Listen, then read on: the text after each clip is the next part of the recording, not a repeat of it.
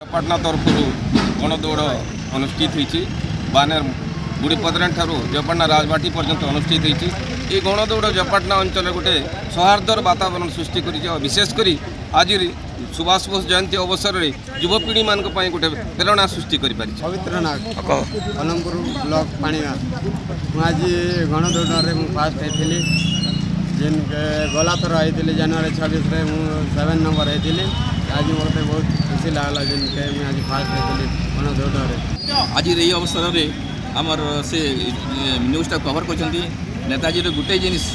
जेन मेसेजटा मु देवी आम जिन युवा पीढ़ी अच्छा से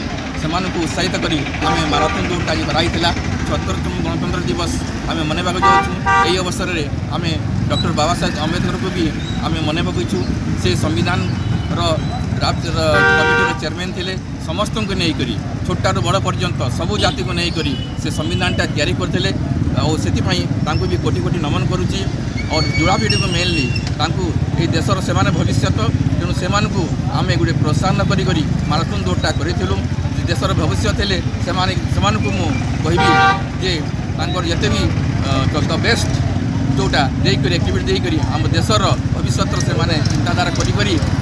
देश को आगे बढ़े।